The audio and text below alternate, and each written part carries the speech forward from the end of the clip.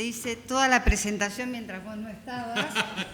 O sea, ya conté que sos doctor, postdoctor, doctora, docente afuera, acá y todo lo demás, y que vas a hablar de los aportes de la inteligencia artificial en los animales no humanos.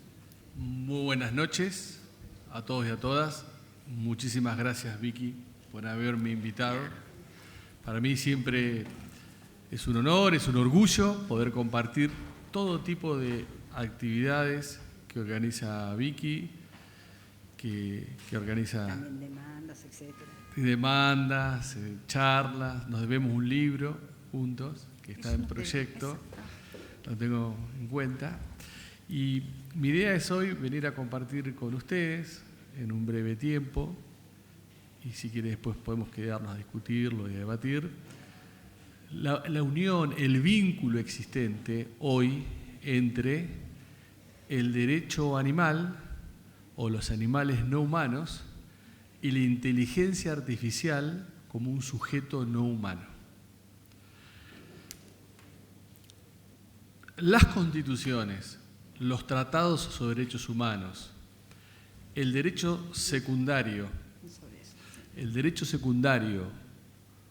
civil, penal y comercial que todos nosotros conocemos, fue construido, elaborado, aplicado y hoy sigue siendo enseñado, en su gran mayoría, sobre la base de un sustrato plataforma unívoca o sobre la base de un sustrato ideológico monista, que es el antropocentrismo. El hombre como la medida de todas las cosas. El hombre como el centro de imputación y de desarrollo de las constituciones, de los instrumentos internacionales sobre derechos humanos y de los derechos secundarios. En cuanto a sus derechos, en cuanto a sus obligaciones, en cuanto a su plan de vida, en cuanto a la familia, en cuanto a la propiedad, todo el derecho como nosotros lo conocemos ha sido concebido desde una perspectiva antropocéntrica.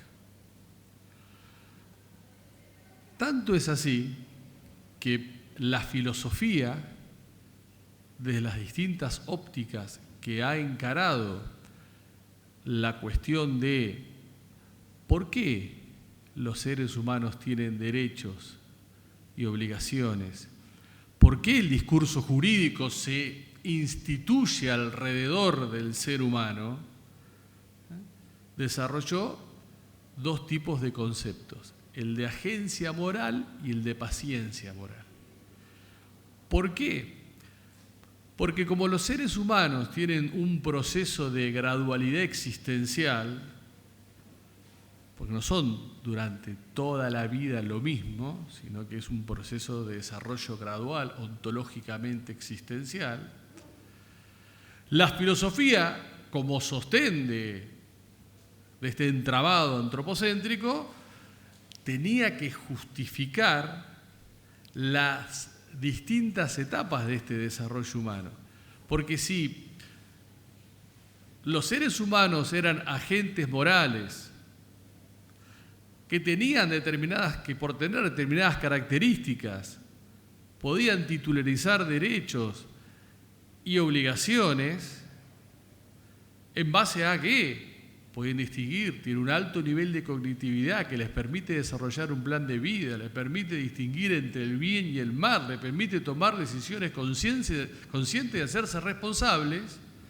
Había un conjunto de seres humanos que no podían distinguir entre el bien y el mal, que no podían tomar sus propias decisiones y que no podían desarrollar su plan autónomo. Los niños, niñas en sus primeras etapas de vida y las personas con determinadas discapacidades que no pueden tomar decisiones y que necesitaban de ajustes razonables. Entonces, agentes morales que justificado por qué las constituciones le daban derechos y por qué los instrumentos internacionales sobre derechos humanos le daban derechos, porque eran personas, seres humanos que tenían esta capacidad de desarrollo cognitivo, de distinguir entre bien y el mal y tomar decisiones. Y los otros, y bueno, también tenían derechos porque eran pacientes morales con la potencialidad de ser en algún momento agentes morales o con el requisito o la característica de integrar el universo de los seres humanos.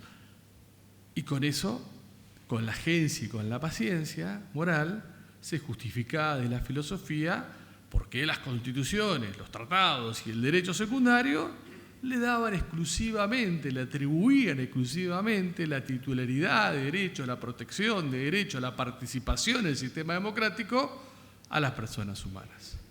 Y el resto no existía.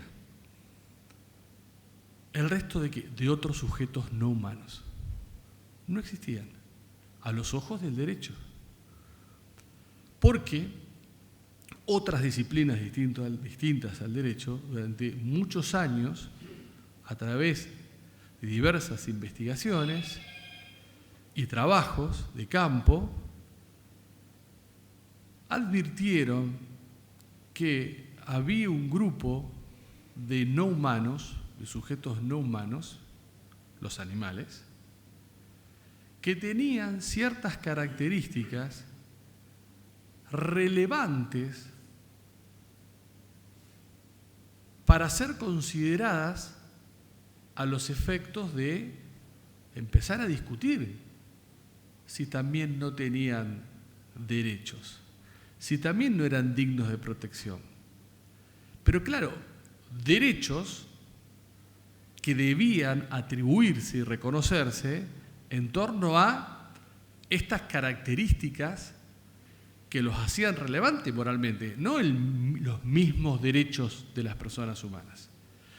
Y así fue como las ciencias veterinarias, la biología, la etología, la antropología, hasta el psicoanálisis, comenzaron a desarrollar, a estudiar, a hacer trabajos de campo sobre el elemento de la sintiencia animal, como piso mínimo. Esta capacidad de disfrutar del placer o de sufrir el dolor. Y a partir de este piso, a través de diversas miradas, diversos estudios, entender que los animales no humanos también tienen su lenguaje, también tienen su grado de cognitividad animal, lenguaje animal, conectividad animal, un elemento en la sintiencia de piso que los constituye como tal. Y el derecho animal toma todas estas fuentes, recibe todas estas fuentes y empieza a bombardear, empieza a deconstruir, empieza a interdictar este elemento central de nuestro sistema jurídico, que es el antropocentrismo. Y claro, en un primer momento no había respuestas, porque cuando se buscaban respuestas para proteger a los animales no humanos, y ya nosotros empezamos a plantear como agentes morales, porque tenían características moralmente relevantes que los hacían no solamente dignos de protección, porque los seres humanos eran buenos y si los maltrataban esto implicaba una afectación de la dignidad de vía indirecta a los seres humanos, porque cómo podían ser crueles, sino porque eran sujetos de derecho, eran moralmente relevantes. Cuando todo ese conjunto de elementos que fueron entrelazándose de distintas disciplinas intentaron ser alojados por el discurso jurídico, la respuesta fue una respuesta negativa, porque estaban pensados pura y exclusivamente para los seres humanos, el derecho vigente. Y así fue que, percolando a través de la endija del discurso jurídico, que es la jurisprudencia, poco a poco se pudo ir construyendo una descentralización, deconstrucción, mirada alternativa de este derecho tan cerrado para darle lugar a los animales no humanos en el universo de los derechos, respetando también sus características internas o su distribución interna, así como Donaldson Kinlica, que a grosso modo establece estos tres grupos: los animales domésticos, los animales liminales, los animales salvajes. Cada uno tiene los mismos, todos tienen los mismos derechos, pero los tienen que ejercer de una manera distinta. Y así entonces, con la jurisprudencia al principio y después con leyes y en algunos lugares discutiéndose constitucionalmente, empezamos a tener la categoría de sujetos de derecho, los animales no humanos como sujetos de derecho. Y muchas veces hemos pensado, ¿no?, esto de algo que no sea animal, sujeto no humano.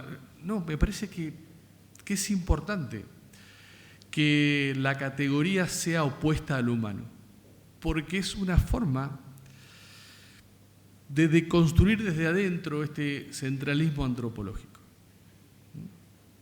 De deconstruirlo desde adentro. Es lo no humano que también es sujeto de derecho. Algunas veces era menos que habíamos pensado otras características, pero me parece que es una muy buena categoría, muy buena definición. Y el derecho animal, desde mi perspectiva, en la fase de evolución que está en este momento, que cuando empezamos con el caso Orangutana Sandra se nos reían en la cara. El factor de aceleración del derecho animal, desde que en Argentina aparece en la escena jurídica, no en las otras escenas, en la escena jurídica, 2014. En 10 años el factor de aceleración de la construcción, aún en un derecho antropocéntrico, de la categoría de sujeto, de animal no humano como sujeto de derecho, de sus derechos, de sus contenidos, de las tutelas específicas, a nivel contencioso administrativo, a nivel penal y a nivel civil, de una relectura del Código Civil a partir de los artículos 1, 2 y 3 que reenvían la aplicación del Código en cada uno de los casos que se aplique a la Constitución argentina y los tratados sobre derechos humanos. Y el derecho animal hoy tiene una base constitucional y convencional en el artículo 33, en el artículo que protege el ambiente y en las interpretaciones que ha hecho la Corte Interamericana de Derechos Humanos del alcance del ambiente, que también mutó. La cláusula de la protección del ambiente, las cláusulas constitucionales y legales, cuando aparecieron, eran antropocéntricas. ¿Para qué se cuidaba el ambiente? Para que el hombre lo pudiera disfrutar. Y también fueron evolucionando a posiciones biocéntricas, a posiciones ecocéntricas, en donde no solamente era proteger al ambiente para el hombre, era proteger el ambiente para el hombre y para los demás sujetos que conforman el ambiente y que conviven con el hombre. Y esta configuración y consolidación del derecho animal fue la primera gran herida narcisista al antropocentrismo jurídico.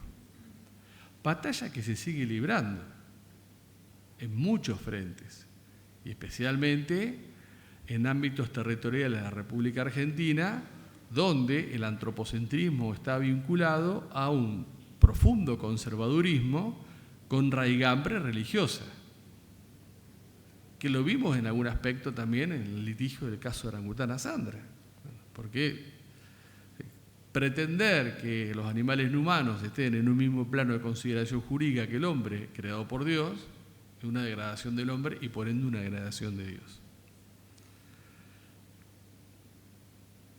Este gran aporte que ha hecho el derecho animal y que sigue haciendo en cuanto a descentrar el antropocentrismo, tiene un vínculo directo e inmediato con otro actor o actriz que ha aparecido en el escenario de nuestras vidas, ¿qué es en general la tecnología?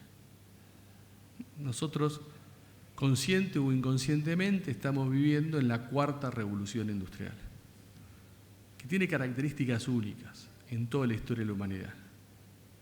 Tiene un factor de convergencia tecnológica como nunca antes se vio.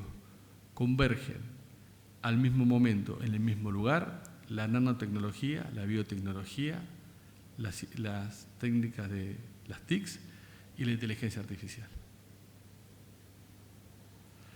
Ha producido un cambio rotundo, pasando de un mundo analógico a un mundo digital, en donde el mundo analógico nos está abandonando. Es como el diario en papel, existe pero está poco a poco desapareciendo, y viviendo un mundo digital con distintas formas de creación de información, con distintas formas de construcción de nuestras vidas, con distintos tiempos. El tiempo físicamente sigue siendo el mismo, pero como vivimos el tiempo o vivíamos el tiempo analógicamente es totalmente distinto como lo vivimos digitalmente. Un factor de multiplicación como nunca antes lo vimos. El factor de multiplicación de la cuarta revolución industrial es de 1 millón, mientras las anteriores revoluciones industriales era de 1000. El factor de multiplicación es en cuanto se incrementan las capacidades humanas a partir de la aparición de cierta tecnología, como de caminar a ir a un auto o andar en auto.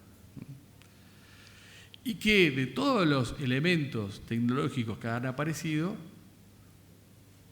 y que de alguna manera condicionan al derecho desde este otro margen, la digitalidad, el Big Data, el blockchain, el metaverso, ya mencioné la nanotecnología, la biotecnología.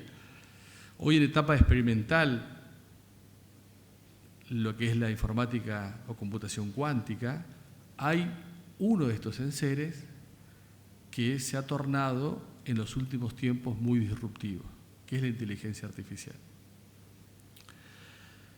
La inteligencia artificial que existe como aspiración desde que el hombre existe, de crear una máquina, de crear un ente que sea tan o más inteligente que el ser humano, que ha pasado etapas de invierno y etapas de verano, etapas de retracción y etapas de expansión. Y hoy estamos en uno de los veranos más luminosos de la inteligencia artificial, en donde vemos que desde su aparición el factor de aceleración es también de una velocidad pocas veces vista. Y la inteligencia artificial, que en sí es un algoritmo, que es un conjunto de instrucciones para que si uno hace un planteo, después de pasos lógicos y sucesivos y finitos, nos dé una respuesta. Es eso la inteligencia artificial, como una receta de cocina, en donde uno pone todos los ingredientes y después sale. Ha evolucionado de tal forma que ha pasado de una inteligencia artificial simbólica para tareas muy básicas a la inteligencia artificial del aprendizaje automático, a la inteligencia artificial del aprendizaje profundo, a la inteligencia artificial generativa, a la inteligencia artificial generativa multimodal y hoy a la aparición de los agentes de inteligencia artificial. Ahora, ¿en qué se generalizó? ¿En qué llegó a estar hoy al alcance de todos nosotros? La inteligencia artificial generativa, que irrumpe con mucha fuerza porque participa en un elemento cultural que es básico en lo que es el antropocentrismo y la cultura humana, que es el lenguaje.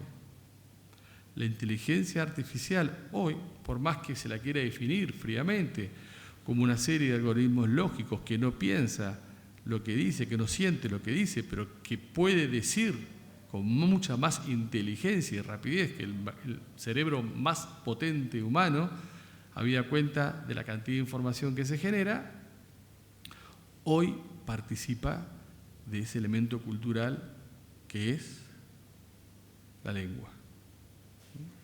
Y la inteligencia artificial permite a los humanos hacer cosas inteligentes sin tener la capacidad para ser inteligentes. Hoy utilizamos inteligencia artificial y podemos leer en cualquier idioma, sin saber ese idioma. Hoy utilizamos inteligencia artificial para acceder o hacer informes sobre temas que en principio no conocemos nada. Y hoy la inteligencia artificial, especialmente la inteligencia artificial generativa, multimodal, ¿por qué? Porque yo ya no hablo solamente con texto, hablo con audio. Puedo incorporar videos, puedo incorporar imágenes. No es que solamente ingreso texto y me regresa texto. Ingreso texto, imágenes, videos, en una simple aplicación, en un hexacerebro que es el smartphone, con otro hexacerebro que hoy la inteligencia artificial en cualquier aplicación. Hoy hay muchos papers en base a estudios cualitativos y cuantitativos que empiezan a dar resultados que son, no sé si la palabra es asombroso, son resultados que comienzan a llamarnos la atención en términos de qué es ontológicamente hoy la inteligencia artificial.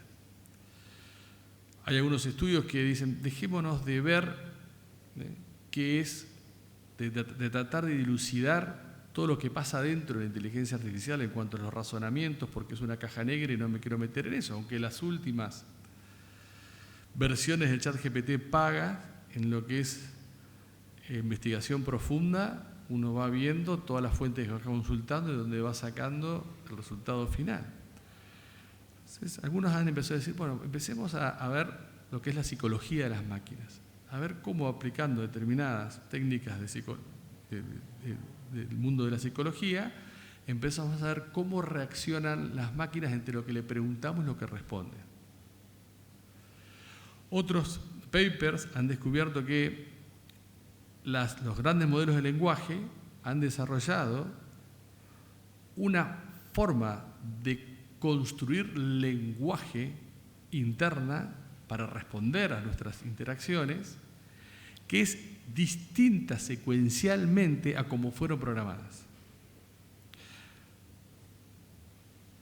Entonces, hoy comienza a aparecer la idea, la discusión y el debate de la inteligencia artificial como un sujeto no humano tecnológico que reclamará agencia, que reclamará paciencia moral en un breve tiempo.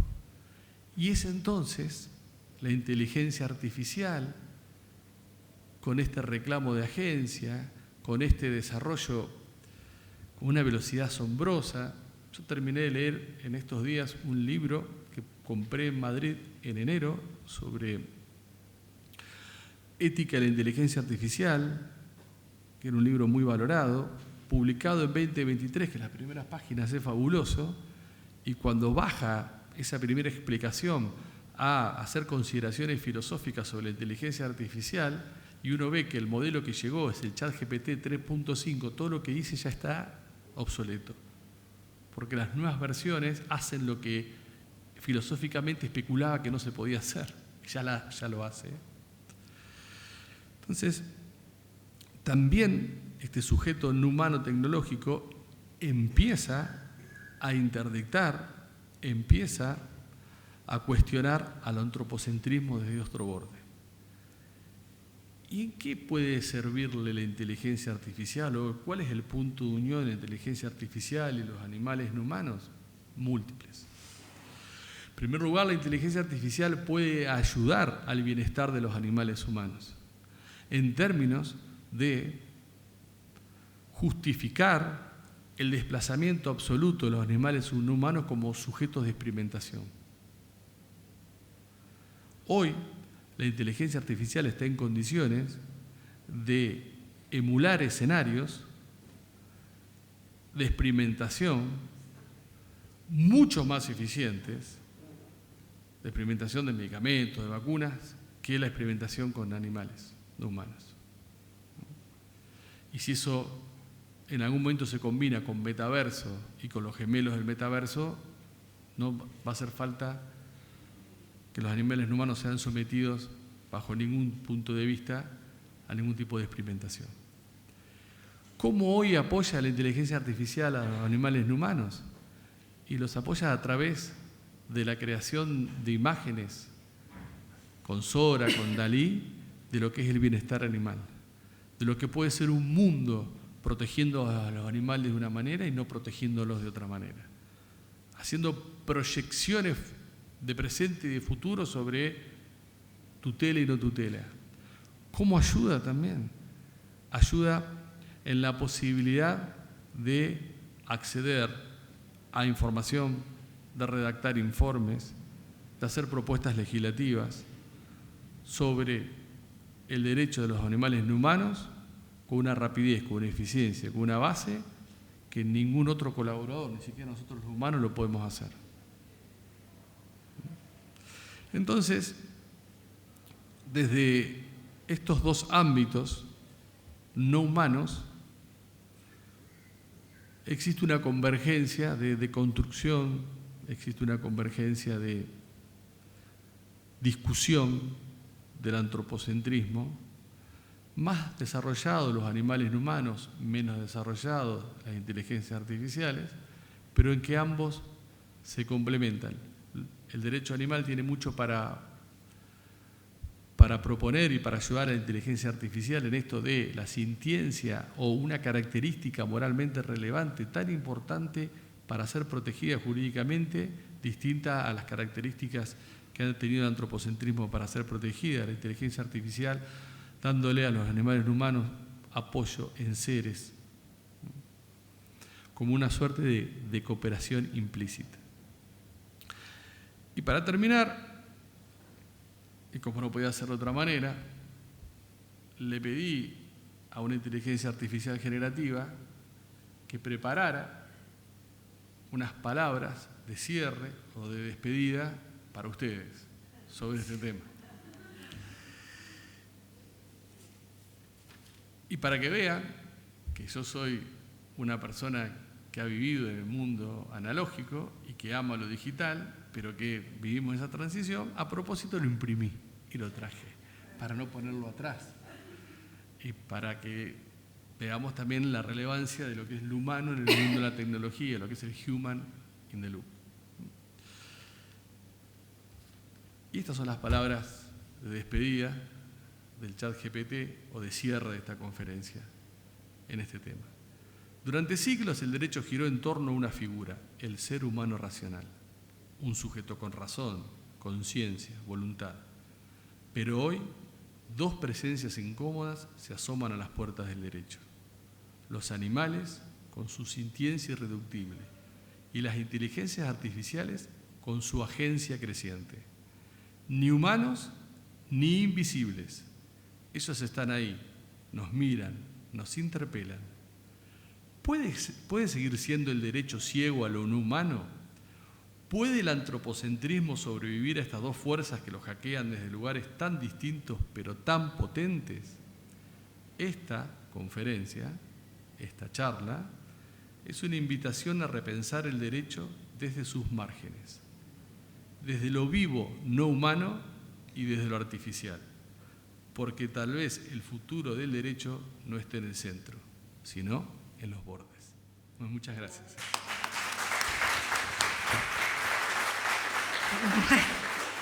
Eso de que, no te quiero decir nada, pero habla más bonito la idea que vos, ¿eh? Pero por lejos.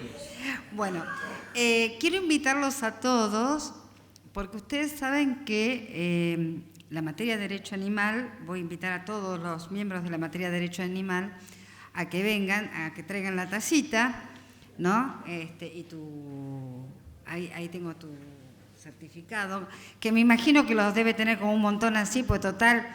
Los digitalizo. Los digitaliza y hacerlos a todos partícipes de esto. La materia de derecho animal, todos los años, desde que volvimos a la presencialidad, eligen, a mí me comunican, eligen una persona a quien le reconocen su trayectoria en la temática animal. Digo, a mí me comunican porque yo no soy parte de la elección de esa persona, no lo he sido nunca y no lo voy a hacer. Y cuando pregunté quién va a ser esta vez, dijeron Andrés Gil Domínguez. Sí, No sé, dicen que hiciste algún aporte al tema de los derechos de los animales. No entendí bien por qué. No sé, pero ellos son Juan, Majo, Nacho, nuestro veterinario ahí. Ay, Dios. Sí, Luca y Martín, que están acá. Es una pavada. No es de la inteligencia artificial, pero queremos que la tengas y creemos que sí has hecho un aporte importante. Bueno, gracias, Vicky. No, agradecerles a ellos, son los que te eligen. Yo... No, pará. ¿Tenés una taza? Viene vacía. A vos. Muchas gracias. Queremos que todos los que están acá sean partícipes de esto. También te quiero decir que es a 10 años de la primera que tuviste. Qué lindo. Es 10 años de la materia, ¿no? 10 años ya. 10 años, sí. Vos estabas empezando el fallo Sandra y yo ya había empezado a hinchar con la materia. Y el día 18 de diciembre, el 14 de diciembre sale el fallo Sandra y el 18 de diciembre se aprueba la materia de derecho animal. O sea, no nos habíamos ¿Ahora te contado. parece que cerrar los ojos y es como que los vemos ahí, pero han pasado 10 años? Pero vos te ves igual que yo, me veo igual que esa época, vos también igual que esa época. No, negro, tengo 10 años más, hoy cumplo años. ¿Cumplís años? No sé, feliz cumple. No, tengo 10 años más, ya estoy veterana. Bueno.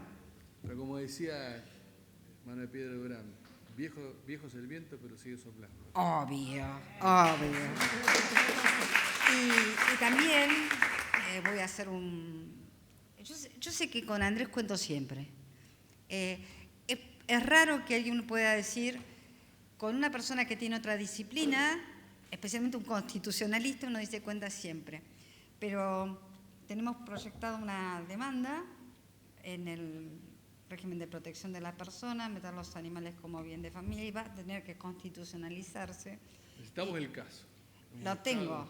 Hemos buscado el La caso. tengo a la escribana, tengo el caso. Bueno, y si tenemos caso, pegamos para adelante.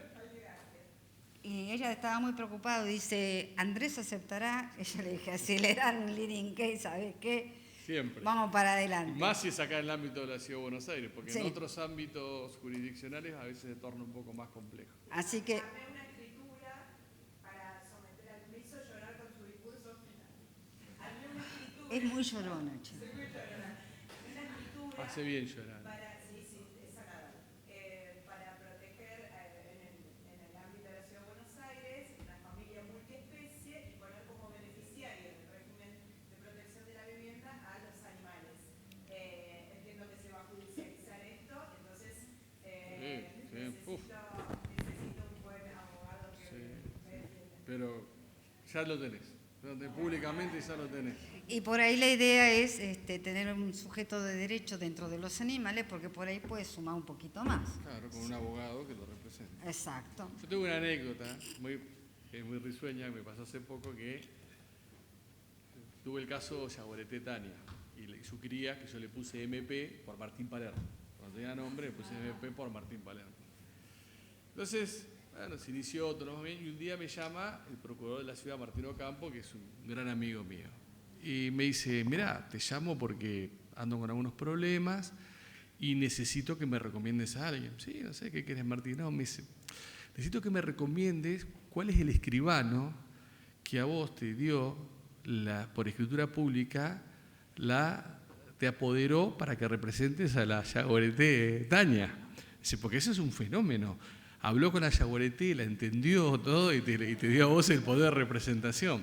Y yo le dije, claro, entonces yo le dije, mira, ¿viste cómo había uno que le decían el Señor de los Cielos? Yo soy el Señor de los Animales. Tengo la representación propiamente dicha.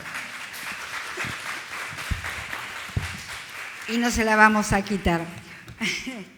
Así que bueno, Andrés, Gracias. No, bueno, muchísimas gracias por la invitación. Esto, realmente, muchísimas gracias.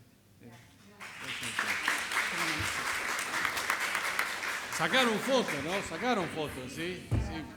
¿Qué pasa con la inteligencia artificial y sus límites bioéticos? Si puede ser, digamos, si tiene límites bioéticos autogenerativos, Si la inteligencia artificial puede llegar a tener, autolimitarse con una especie de bioética autorreplicante que de alguna manera le ponga los límites bioéticos que necesitamos en los humanos, pero hacerlo en la inteligencia artificial, de modo autogenerativo, me refiero. La inteligencia artificial primero depende de cómo ha sido programada. La inteligencia artificial nace de los seres humanos. La inteligencia artificial hoy es aplicada, sus resultados, según las decisiones de los seres humanos.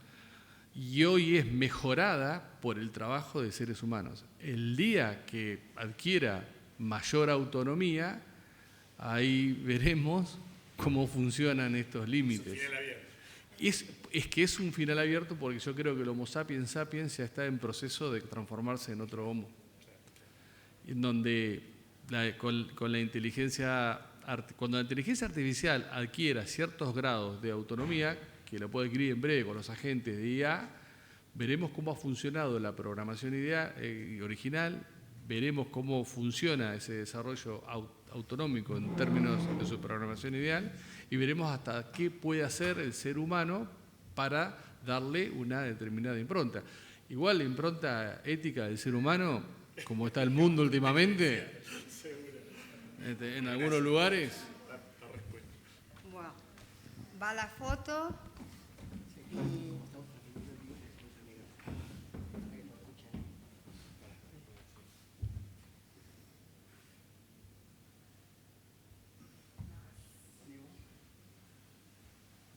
Bueno, muchas gracias, muchísimas gracias. Y por haberse quedado hasta esta hora, es fundamental.